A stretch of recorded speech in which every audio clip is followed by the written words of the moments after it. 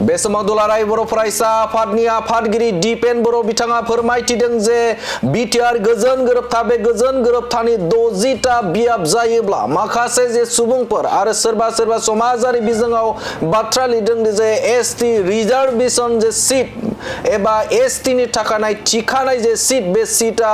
10 जौखोन्दो बांगोन होननानै बाथ्रा बुंदोंमोन आरो जाय बाथ्राखौ लानानै दुलाराय बर' फरायसा आफादनि आफादगिरि दिपेन बर' बिथाङा गेरेन्टि होदों बिथाङा जे फोरमायनो थाखाय आखायाव लाजों ब्रेकिंनि हेफाजाबजों जे बिथाङा बुंथिदों जे मोनब्रै जे बियाबनि सोलाय 60 जायोब्ला एसटी रिजार्वेशना 10 जौखोन्दो जाया बेनि थाखाय एबसुनि आफादगिरि दिपेन बर'आ गेरेन्टि लागोन जुदि 60 बियाब जायोब्ला एसटी रिजार्वेशना 40टा जागोन गोरोबथाखौ जों खालामदों गोरोबथाखौ जों एबसु इउबिपिआव एनडिबिआ खालामदों बेखौ जों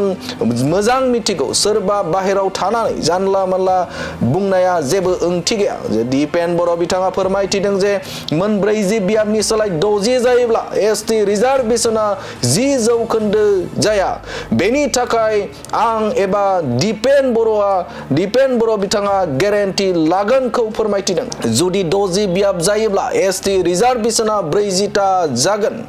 गोरोबथाखौ जों खालामदों गोरोबथाखौ जों एबसु इउबिपिअ एनडिबिआसो खालामदों बेखौ जों मोजां मिथिगौ सोरबा बाहेराव थानानै जानला मानला बुंनाया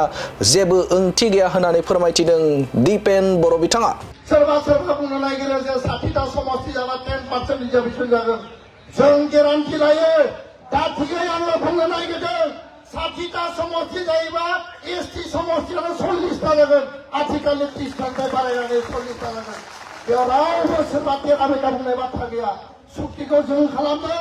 सुक्तिखौ एबसु एनडिबि इउबिपिआ खालामदों सुक्तिनि स्पिरिटखौ जों मिथियो सोरबा बाहेरायाव थानानै टेका बेका खोथा बुंनायनि खोथा गैया।